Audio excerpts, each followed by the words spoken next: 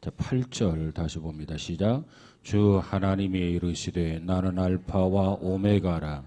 이제도 있고 전에도 있었고 장차 올 자요 전능한 자라 하시더라. 아멘. 자, 이렇게 해서 요한계시록 이제 신약 마지막 계시록까지 왔습니다. 그래서 신약에 마태복음을 통해서 우리에게 주시기도 하는 복음이 뭐였는가, 또 마가를 통해서 우리에게 주시고자 하시는 핵심적인 복음이 뭐였는가, 누가, 요한복음, 사도행전, 로마서, 고린도 전후서, 갈라디아, 예배서 쭉 이렇게 우리가 공부를 했는데, 오늘 이제 계시록을 통해서 우리에게 주시는 복음에 대해서 살펴보도록 하겠습니다. 역사적으로 보면 이 땅에 복음이 언제 들어왔냐면 조선 왕조의 운명이 기울어 가던 때 복음이 우리 한반도에 들어오게 되죠. 그때 우리 민족은 모든 희망을 버린 채 어쩌면 자포자기 상태에 놓여 있었습니다. 이때 이 나라의 몰락이 결정되어서 점점점 기울어져 가게 될 때 누군가가 이런 가사를 남겼다. 한국 기독교사를 적었던 연세대학교 민경배 교수가 이런 얘기를 합니다. 우리들에게 남겨진 희망은, 그 당시를 말하는 거죠. 우리들에게 남겨진 희망은 하나님과 그 아들 예수 그리스도에게 있으니 그런즉 속히 경성에서 머리를 들고 생기를 내어서 일도 하고 희망을 품으며 나라를 위해 살 것이니라. 누군가가 이렇게 기록을 해놨다는 겁니다. 또 당시 일본에 의해서 자주권을 상실했던 합병 전야의 애국자 도산 안창호 선생은 이렇게 외칩니다. 나라의 독립은 인민에게 있으니 보호를 청하려면 하나님께만 있을 뿐이라.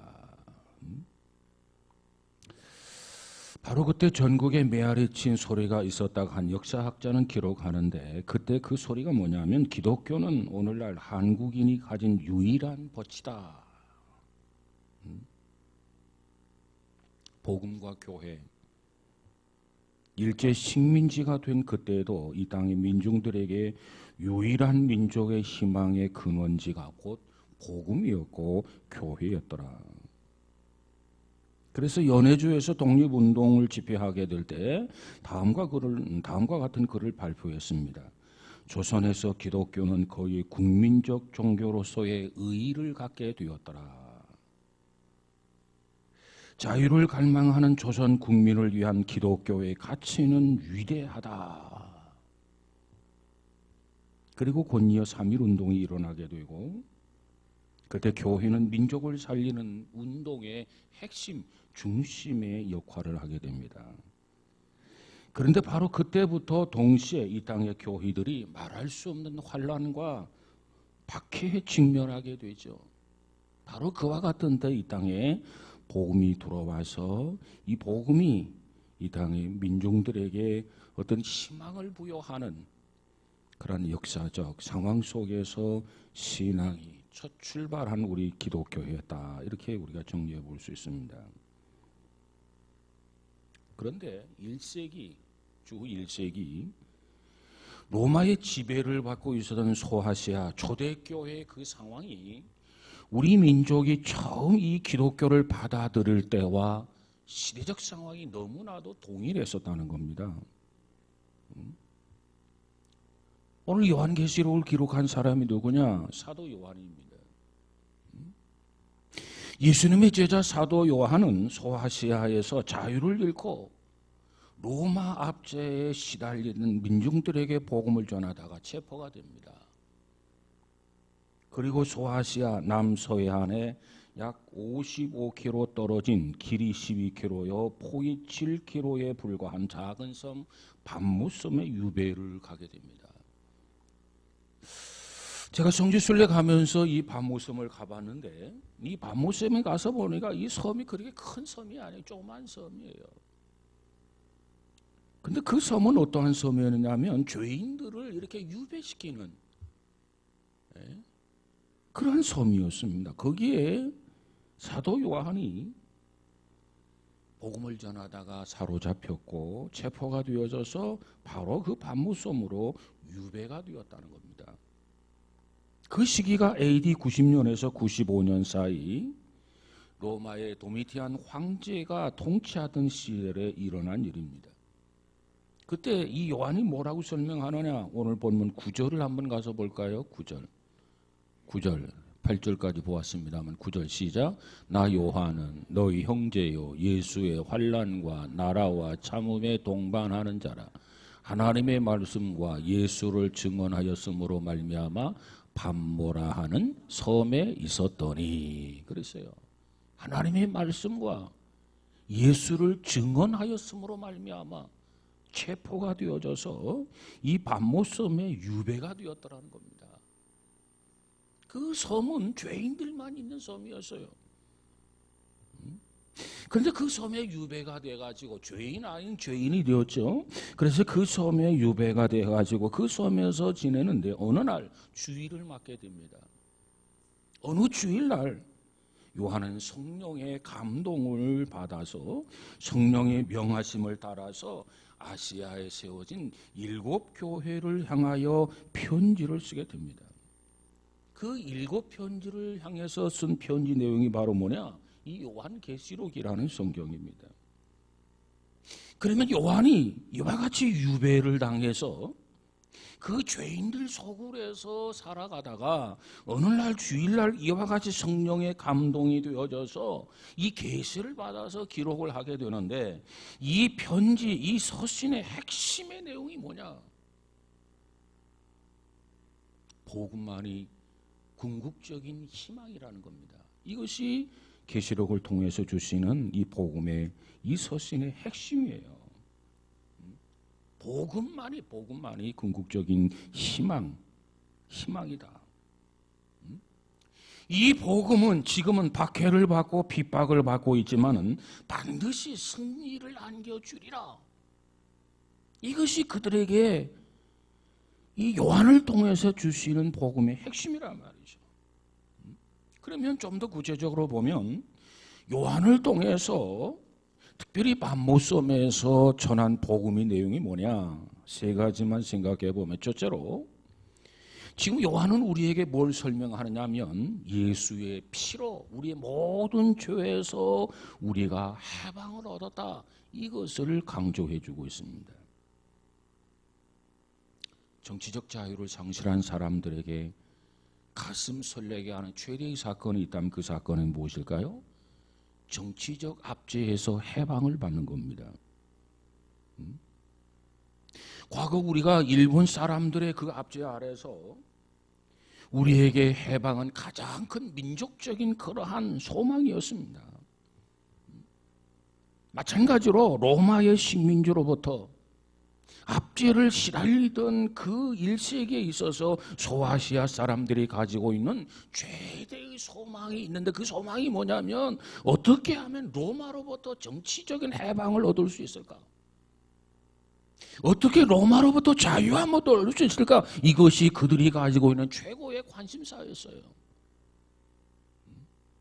그런데 사도 요한은 이 밤모섬에서 계시를 받아서 편지를 쓰게 되는데 지금 요한은 여기서 강조하고 있는 것이 로마로부터 정치적인 해방보다도 더 중요하고 더 의미 있는 해방이 우리에게 있다는 거예요. 그게 뭐냐? 바로 그것을 복음으로 설명하고 있는데 오늘 본문 5절 하반부부터 그 복음을 선언하고 있습니다. 자, 5절 처음부터 한번 읽어볼까요? 5절 시작.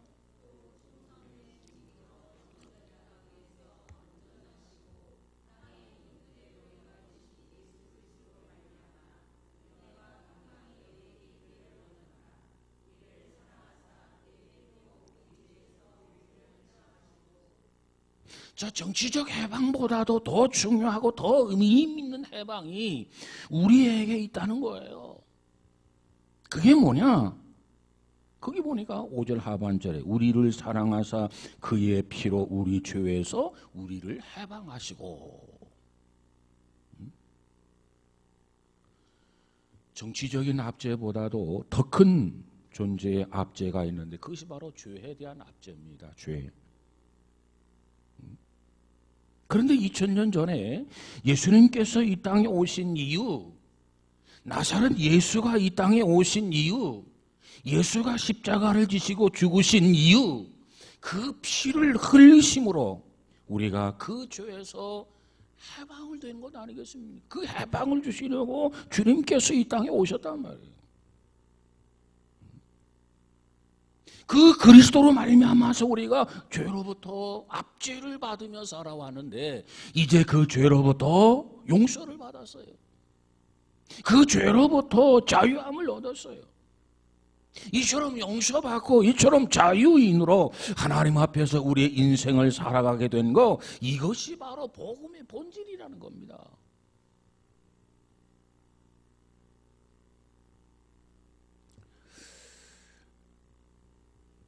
정치적 자유 참 소중한 거죠. 한 나라가 독립을 한다고 하는 것, 주권을 찾는다고 하는 것 얼마나 소중합니까? 그러나 그것도 소중하지만 그것보다 더 소중한 것, 죄에서부터 자유함을 얻는 것, 우리의 죄로부터 용서함을 받는 것, 이것이 더더욱 소중한 것이다. 1700년대에 영국에서 살던 존이라고 하는 이름을 가진 사람이 있었어요. 그가 이제 막 30세가 된 청년이었습니다. 그의 아버지는 작은 배의 선장이었고, 그래서 어려서부터 배를 타고 선원 생활을 하며 노예 무역의 종사를 했습니다. 그러던 중에 일이 잘못되어서 자기 자신도 얼마간의 노예 생활을 하며 고통을 당하게 됩니다. 그리고 노예 생활을 하다가 다시 선장의 자리로 복귀를 하게 됩니다. 그리고 1748년 5월 10일에 아프리카에서 노예를 싣고 영국으로 오게 되는데 큰 폭풍을 만나게 됩니다. 그래서 사투를 벌이게 되죠.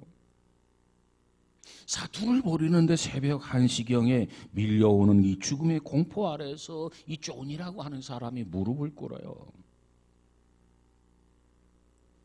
갑자기 이대로 내가 죽는다면 나는 하나님 앞에 설 수 없는 죄인임을 자각하게 됩니다.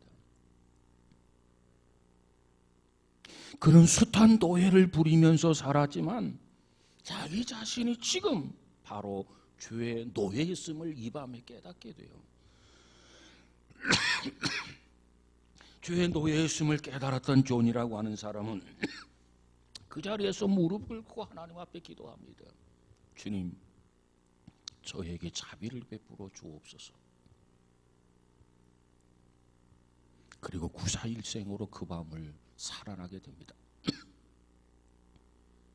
그리고 지난 7년 동안 노예 무역을 했던 그 모든 것을 이 존이라고 하는 청년은 청산을 해요. 그리고 사역자가 됩니다. 그리고 자기 신앙의 간증을 담아서 그 유명한 찬송가를 작사하게 됩니다. 그 찬송이 바로 우리가 잘 아는 그 찬송이죠. 그 유명한 찬송. 그 찬송이 뭔 줄 아세요? 놀라운 그 은총.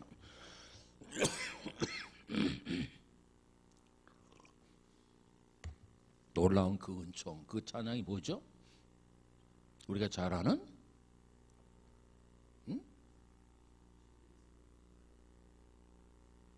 나 같은 죄인 살리신 어메이징 그레이스.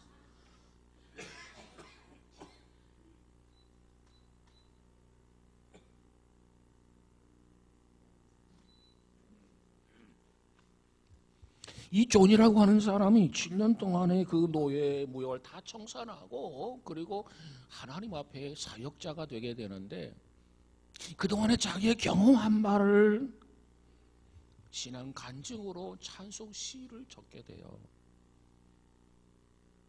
그리고 거기에 곡이 붙어져요. 그 찬양이 바로 Amazing Grace, 놀라운 은총이라고 하는 찬양입니다. 그 찬송가 가자 우리가 잘 알죠? 나 같은 죄인 살리신 은혜 놀라와 이런 생명 나자고 광명을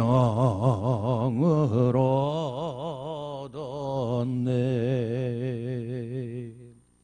이 존 뉴턴이라고 하는 사람이 말년에 기억력을 상실하게 됩니다. 그래서 사람들이 와가지고 여러 가지 물어요. 기억하시나요? 그렇게 물으니까 그는 이렇게 대답합니다. 기억력을 다 잊어버렸는데 기억하시나요? 이렇게 물으니까 그는 이렇게 대답했다고 그래요. 내가 두 가지는 기억합니다. 다른 걸 다 잊어버렸어요. 근데 두 가지는 기억합니다. 난 하나는 뭐냐면 내가 큰 죄인이었다고 하는 것. 내가 지난날에 큰 죄인이었었다고 하는 것, 그것 기억하고 있다는 거예요. 그리고 또 다른 하나, 예수는 저의 죄를 용서하신 위대하신 구세주라고 하는 것. 이 존 뉴턴이 나이가 들어가지고 뭐 나이가 들어서 기억력이 없어진다고 하는 건 그건 생리적인 거잖아요. 그건 누가 맞겠습니까? 그런데 다른 건 다 잊어버리는데 기억하시나요? 그러면 예, 나는 다 잊어버리고 기억이 안 나는데 이 두 가지는 기억이 납니다. 그 중에 뭐냐? 나는 큰 죄인이었습니다. 그리고 그 예수는 그런 저를 용서하신 위대하신 구세주이십니다. 이것은 끝까지 운명할 때까지 잃어버리지 아니했다는 겁니다. 이게 바로 복음이에요. 이 복음으로 해방을 받은 사람의 고백이란 말이죠. 나는 큰 죄인이었습니다. 예수는 그런 저를 용서해 주신 위대하신 구세주입니다. 바로 이 계시록을 통해서 하나님께서 요한을 통해서 우리에게 주시는 이 복음이 뭐냐? 바로 이 위대한 복음의 소식이에요. 죄 많은 인간들의 죄를 하나님이 용서해 주셨다. 죄를 사해 주셨다. 이것이 계시록을 통해서 주어지는 첫 번째 복음의 내용이란 말이죠. 예수의 피가 우리를 죄에서 해방을 했습니다. 그 예수의 피가 우리로 하여금 자유인이 되게 해주셨습니다. 이와 같은 은혜가 우리 모두에게 있어지기를 주의 이름으로 축복합니다. 그 다음에 이 계시록을 통해서 주어지는 복음의 두 번째 내용이 뭐냐면 세상이 어떻게 된다 할지라도 이 풍랑과 역경과 시련의 연속이라 할지라도 교회는 반드시 궁극적으로 승리한다. 이것이 계시록을 통해서 주시는 우리에게 복음이에요. 복음. 여러분, 이 복음의 시작은 우리가 죄에서부터 해방이 되었다고 하는 소식입니다. 그런데 이 복음은 거기에서 끝나지 않아요. 죄로부터 우리가 자유함을 얻었다. 죄로부터 우리가 해방을 받았다. 그것으로 끝나는 것이 복음이 아니라 그 말이에요. 자, 오늘 본문 6절을 한번 가서 볼까요? 6절 시작.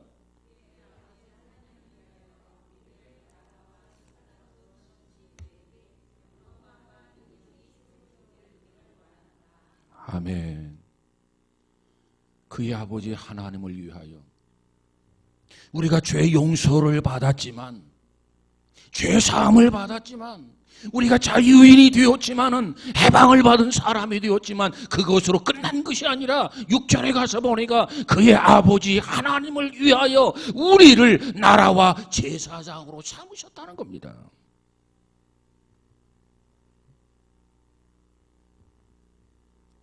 죄로부터 용서받았다고 하는 것, 예수를 믿고 제일 먼저 경험하는 소극적 은혜입니다.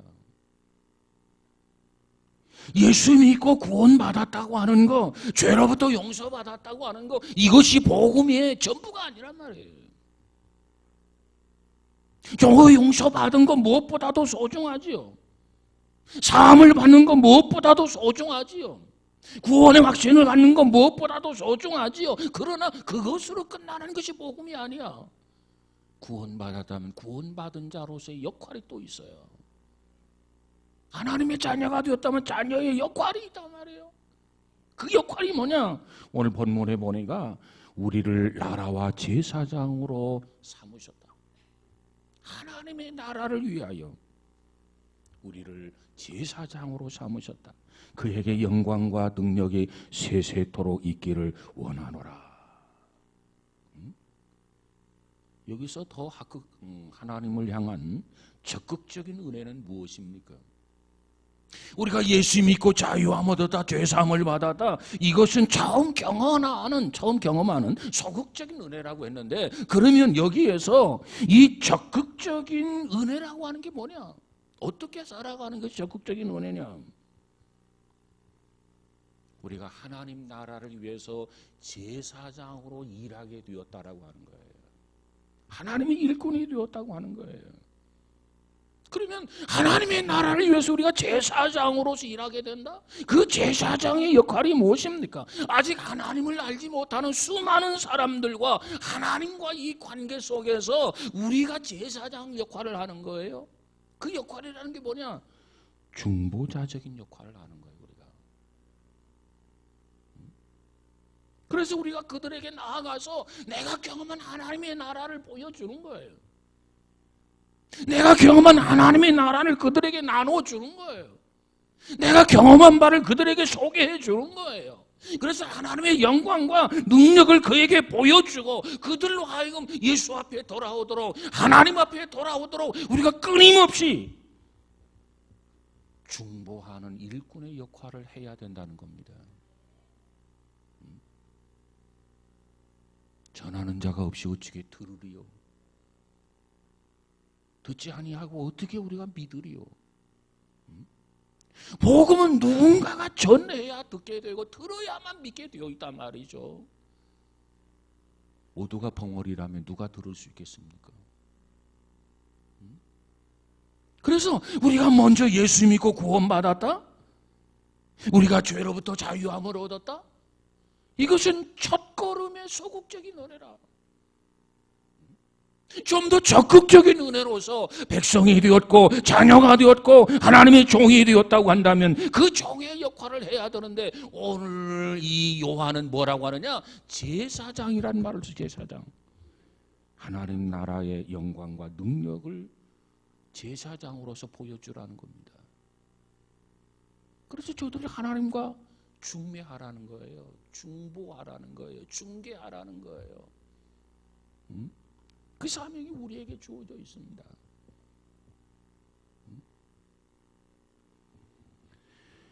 사도 요한은 지금 그 반모섬에서 외롭게 하루하루를 보내고 있어요. 왜? 죄인으로서 유배된 삶을 살고 있거든요. 그때 그 가이드가 그런 설명을 하더라고요. 그 당시 사도 요한이 그곳에 유배되었을 때 죄인이 한 500여 명이 그 반모섬에 유배된 것으로 추측을 합니다. 여러 가지 역사적으로 봤을 때 한 500여 명이 유배되어서 죄인으로 살아가고 있는데, 어쨌든 요한은 특별히 신앙인으로서 이렇게 동굴이 있어, 동굴. 그래서 동굴에 가서 기도하고 하나님과 끊임없이 교제를 갖게 되는데, 어느 주일날 그 동굴에서 기도하다가 하나님의 계시를 받아요. 그 너 받아 적어라. 그래서 요한이 받아 적기 시작했어요. 그 내용이 뭐냐? 7 교회를 향해서 보내는 편지 내용이었단 말이에요.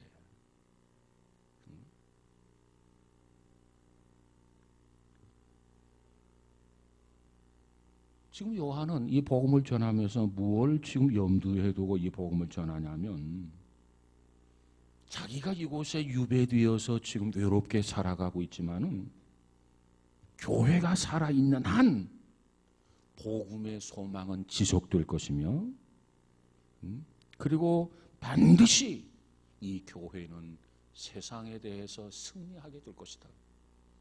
그런 믿음, 그런 확신을 가지고 요한이 이 편지를 기록했다라고 하는 것입니다. 자, 오늘 본문 10절, 11절을 한번 가서 볼까요? 1장 10절, 11절. 10절 시작.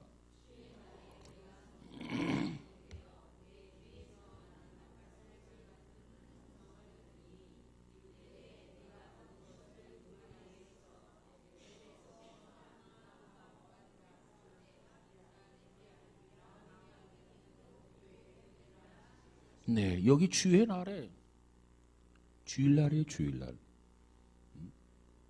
그날의 주일을 통해서 하나님 앞에 예배하고 찬양하고 동굴 속에서 그러는데 성령이 감동되어 내 뒤에서 나는 나팔 소리 같은 큰 음성이 들렸다는 거죠. 그러면서 말하기를 이르되 내가 보는 것을, 이 환상을 통해서 계시를 받게 되는데 내가 보는 것을 두루마기에 써서,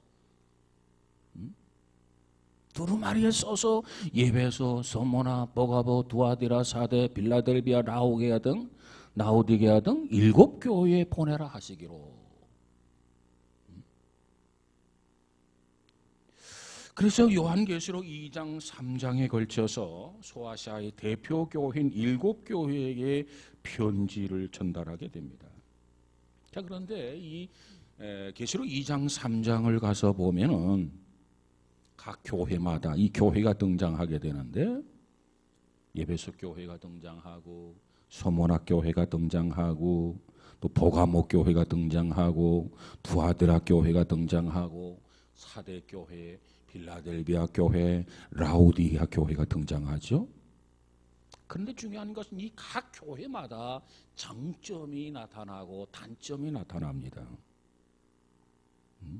그러니까 요한은 예수님의 이름으로 각각 교회의 장점과 책망, 단점을 전달하면서 책망을 하는 거예요.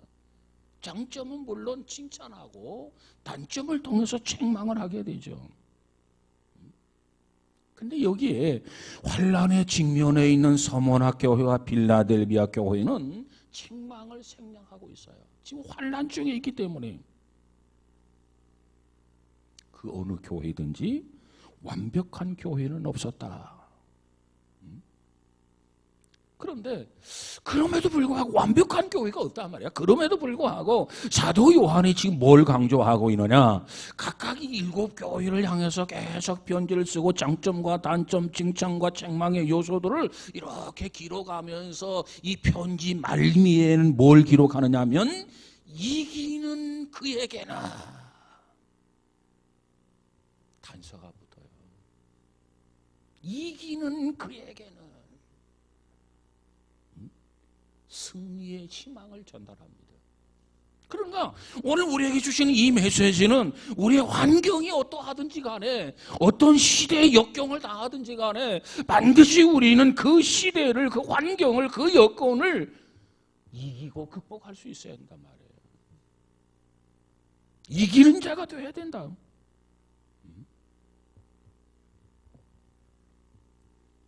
그래서 승리의 희망을 전달하게 되죠. 이길 수 있다. 극복할 수 있다.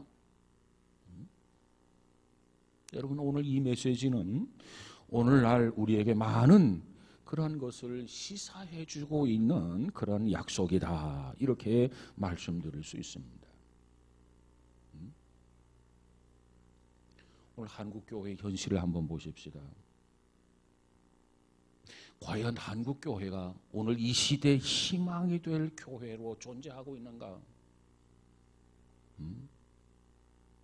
물론 이와 같은 질문은 결코 새로운 질문이 아닙니다.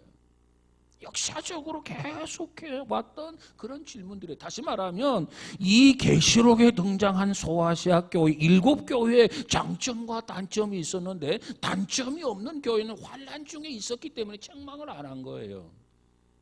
그렇다고 해서 그 교회가 책망의 요소가 없었다고 하는 건 아닙니다. 어느 시대든지 교회는 장점이 있었고 단점이 있었다고 하는 것을 말해주고 있고, 그 역사선상에 본다면 우리 한국교회도 지금도 마찬가지야.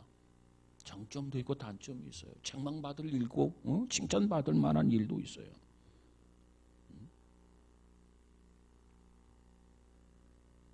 영국의 유명한 설교자 스폴존이라는 사람이 있어요. 부흥사죠. 오늘날까지 이 스폴존의 설교 그 내용은 굉장히 감동을 많이 줍니다. 그리고 그 설교 내용을 보면 이 설교가 얼마나 긴지 몰라요. 우리 한국 사람들은 지루해서 못 들을 거예요.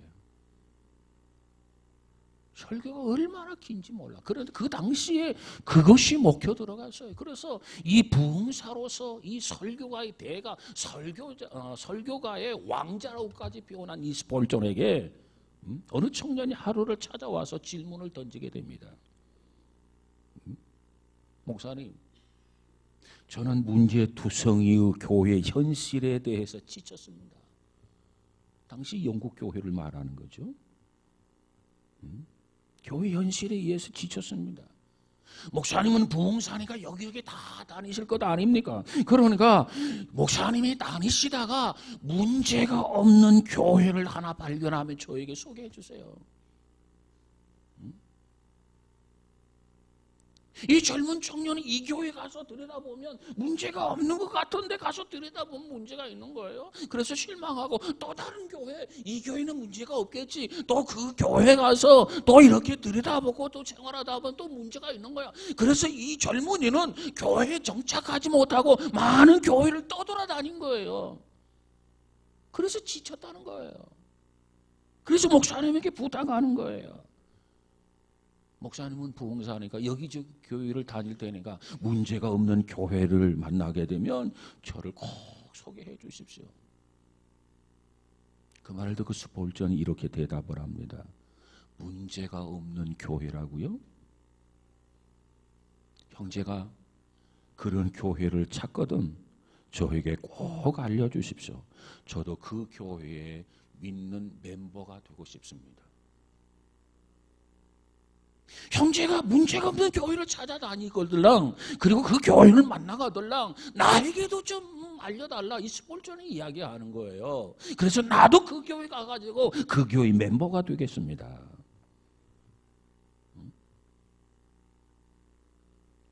그러면서 또 하나 당부합니다.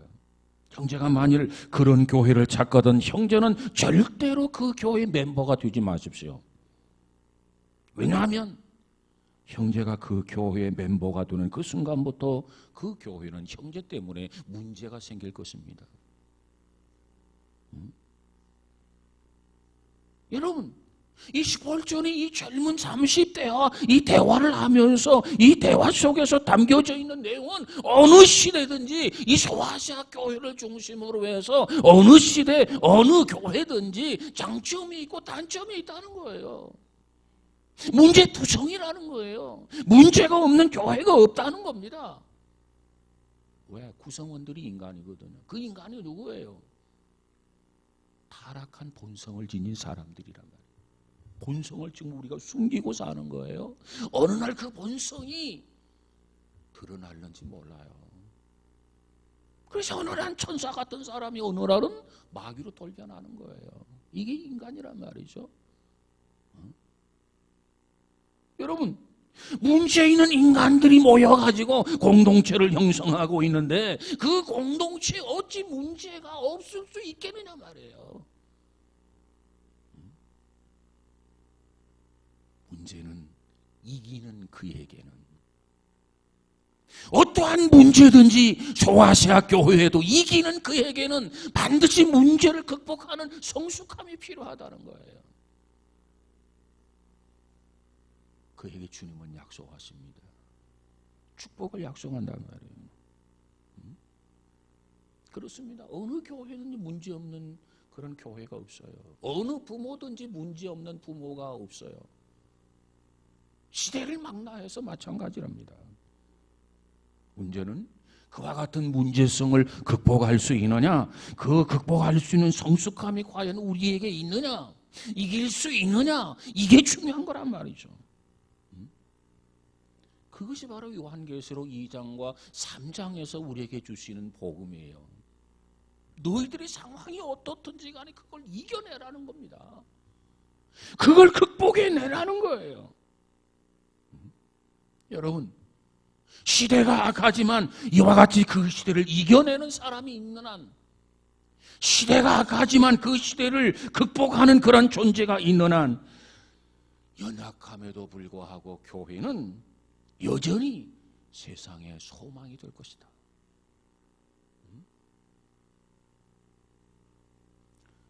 우리 계시록 3장을 가서 한번 가서 볼까요? 사대교회 모습을 한번 가서 보십시다. 3장 4절에서 5절, 6절까지 한번 읽어보십시다. 3장 4절, 5절, 6절. 4절부터 시작.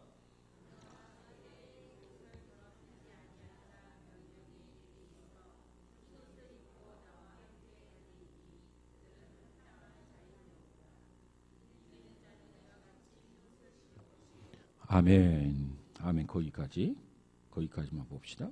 자, 사대교회 그 옷을 더럽히지 아니한 자 수많은 무리가 있었다고 말하지 않아요. 지금 이 사대교회가 환난 중에 있단 말이죠. 이 박해 중에 있단 말이죠. 근데 거기에 보니까 뭐라고 설명하고 있느냐면은 그 옷을 더럽히지 아니한 자가 수많은 무리라고 이렇게 표현하고 있지를 않아요. 뭐라고 표현하고 있다고요? 몇 명이 내게 있어 흰 옷을 입고 나와 함께 다니리니 그들은 합당한 자인 연고라. 이기는 자는 이와 같이 흰 옷을 입을 것이요.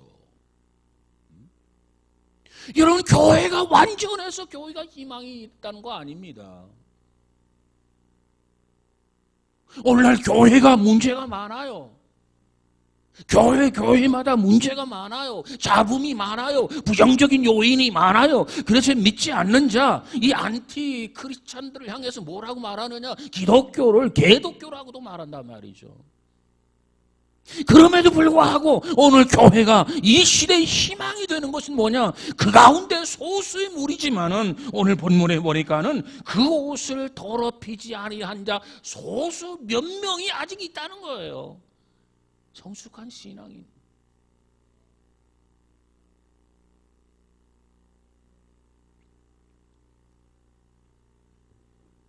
여러분, 교회라는 게 뭡니까? 구원받은 사람의 공동체가 교회가 아닙니까? 공동체가 교회예요. 공동체. 건물이 교회가 아니고요. 교회는 바로 나가 교회고 교회는 바로 여러분이 교회란 말이죠. 교회가 뭐 에클레시아. 구원받은 사람들의 모임 그 자체가 교회란 말이죠. 교회. 교회는 건물이 아닙니다. 진정한 교회는 구원받은 성도들 한 사람 한 사람이에요. 교회를 비판하는 거 참 쉬운 일이죠. 그렇다면 나는 어떠한 성도인가? 나는 어떠한 교인인가? 나는 어떠한 교회를 형성하고 있는가? 자기 자신을 향해서 질문을 던져봐야 돼요. 여러분, 오늘 주님께서 말씀하기를 비로소 흰 옷 입은 그 몇 사람을 통해서, 옷을 더럽히지 아니한 그 몇 사람을 통해서 교회를 새롭게 만들고 역사를 새롭게 하신다고 하는 것이 주님의 메시지예요. 얼마나 문제가 있느냐 없느냐 그게 중요한 게 아니라, 그래서 비판할 요소가 있느냐 없느냐 이게 중요한 게 아니라 나 자신은 어떠한 성도가 되느냐 이게 문제란 말이에요. 그럼에도 불구하고 더럽히지 아니한 사람 중에 내 자신이 포함되느냐, 흰 옷 입은 사람으로 내 자신들이 포함되느냐 이게 중요하단 말이에요. 왜? 주님은 그 몇 사람을 통해서 교회를 새롭게 하고 역사를 새롭게 하고 시대를 새롭게 하고 국가를 새롭게 하시기 때문에 그렇습니다. 문제없는 교회를 통해서 시대를 새롭게 하는 게 아니에요. 그렇다면 우리는 교인을 비판하기보다는 내 자신은 어떠한 교인인가? 어떠한 신앙인인가? 과연 성숙한가? 어떤 환경도 딛고 일어설 수 있는 이기는 자가 과연 될 수 있는가? 자신을 되돌아보면서 자기 점검이 필요하리라고 보여집니다. 우리에게 일제 암울한 시대가 있었어요. 그때 하나님은 소수의 사람들을 통해서 우리 민족에게 희망을 넣어주었어요. 그 인물들을 우리가 살펴보면 길선주 목사님, 주기철 목사님, 손양원 목사님, 조만식 장로님, 이상재 장로님, 그들을 통해서 우리 민족의 등불을 끄지 아니하고 민족에게 희망을 불어넣어 주신 줄로 믿습니다. 여러분, 교회가 우리 비난의 대상이 되기보다는 내 자신을 점검하는 기회가 돼야 돼. 그래서 왜? 내 자신이 새로워지면 교회가 새로워지게 되어 있어요. 그런데 내 자신이 새로워지지 아니하면 교회가 새로워지지 않아요. 내 자신이 성숙하면 교회가 성숙하게 되어 있단 말이죠. 그런데 누구를 비난하고 누구를 비판합니까? 교회는 결코 완전할 수가 없어요. 그건 우리의 소망상하기, 요망상하기지만 결코 완전할 수가 없어요. 그래서 문제는 교회가 아니라 내 자신이 문제다. 교회가 문제가 아닙니다. 내 자신이 문제라. 그러니까 내 자신이 문제의식을 가지고 우리는 하나님 앞에 회개하는 자가 되어야 합니다. 회개.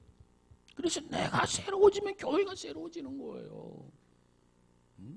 문제의 요인이 교회에 있는 게 아니라 내가 나에게 있는 거라니까.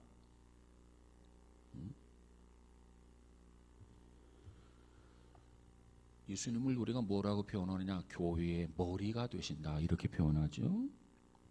여러분, 우리는 낙심하지 마시기 바랍니다. 우리의 교회 머리가 되시는 분은 예수님이에요. 그렇기 때문에 우리의 공동체는 반드시 승리하게 될 줄로 믿습니다. 어떠한 상황, 어떠한 환경, 어떠한 역경, 어떤 시련 속에서도 반드시 승리할 것입니다. 이것을 보여주고 있는 것이 사도 요한이 우리에게 주시는 복음의 복음. 반드시 승리한다.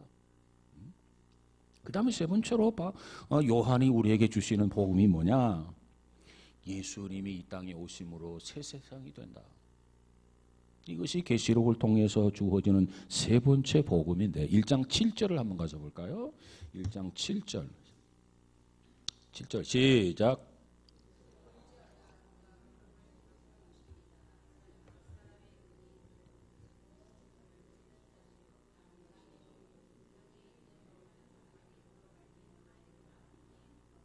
네, 예수님께서 뭘 타고 오신다고요? 구름 타고 오신다. 여러분 많이 들었을 거예요. 예수님은 구름 타고 오신다.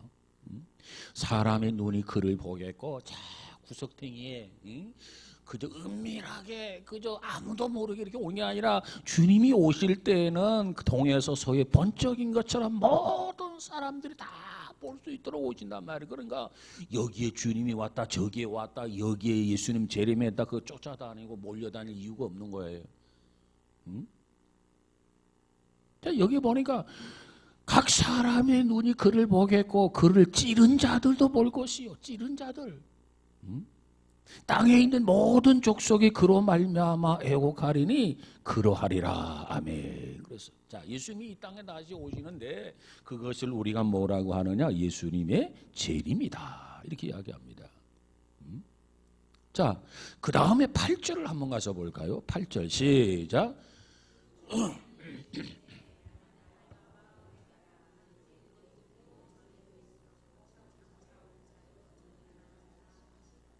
여기 보니까 주 하나님이 이르시되 나는 알파와 오메가라 이 선언하십니다. 역사를 시작하신 이가 누구예요? 하나님이세요. 그가 역사를 완성하신다는 겁니다. 그날이 예수의 재림하는 날이에요.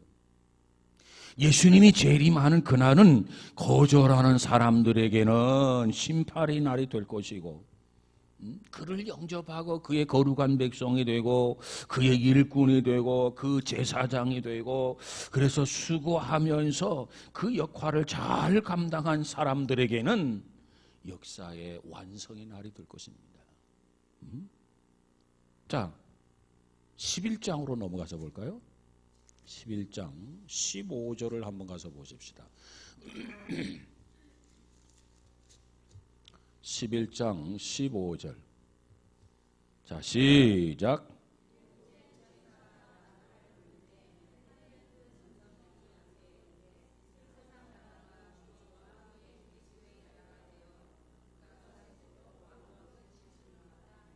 아멘. 세상 나라가 우리 주와 그와 그의 그리스도의 나라가 되어 그가 세세토록 뭐 하시리로다?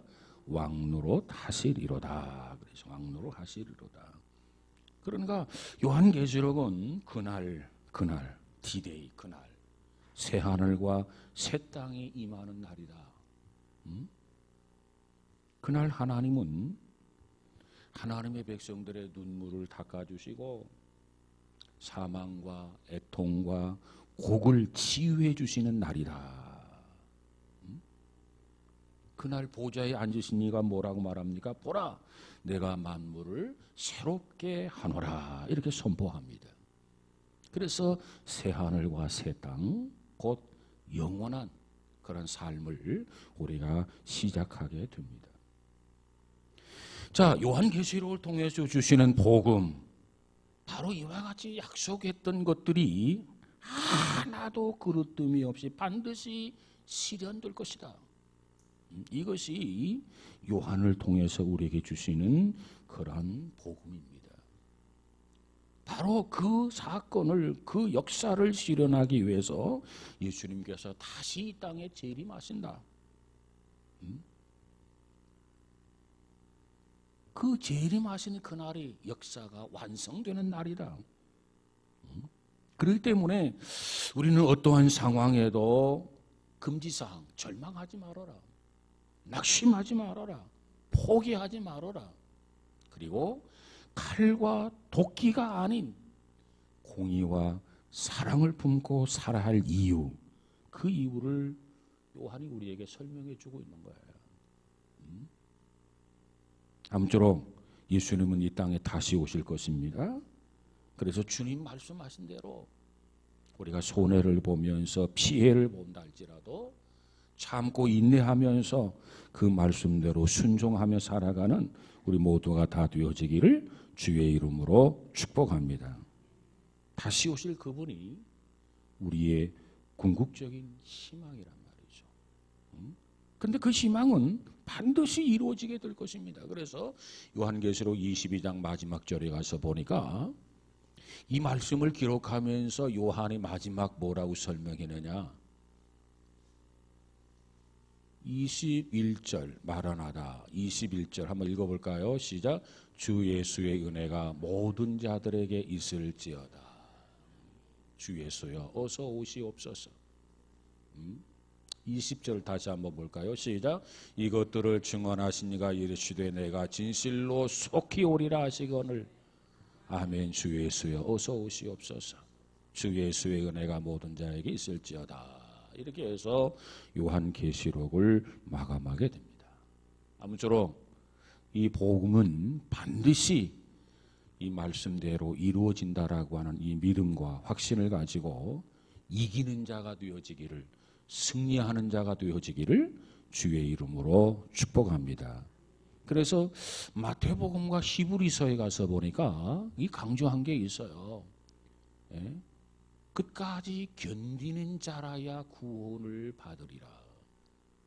끝까지 견디는 자, 끝까지 견디는 자는 뭘 염두에 두냐면 이기는 자, 승리하는 자. 그래서 우리 믿음의 사람들에게는 어떠한 환경, 어떠한 여건이 되든지 간에 승리자가 되고 극복하는 자가 되고, 그래서 하나님이 약속하신 축복을 누릴 수 있는 우리 모두가 다 되어지기를 주의 이름으로 축복합니다. 기도하십시다. 거룩하신 아버지 감사합니다. 계시록을 통해서 다시 한번 요한을 통해서 주시는 복음의 내용들을 살펴보았습니다. 우리가 낙심하지 않고 실망하지 않고 좌절하지 않고 절망하지 않게 하옵소서. 어떠한 상황 환경 속에서도 반드시 이기는 자가 되어지게 하옵소서. 극복하는 자가 되어지게 하옵소서. 승리하는 자가 되어지게 하옵소서. 그래서 그 나라와 그 의를 이루어갈 수 있는 우리 모두가 되도록 축복해 주옵소서. 낙심하지 않고 정말 마지막까지 주의 말씀을 붙들고 새 힘을 얻어서 주의 나라에 임할 수 있는 온 성도들이 되어지게 하옵소서. 예수님 이름으로 기도하옵나이다. 아멘.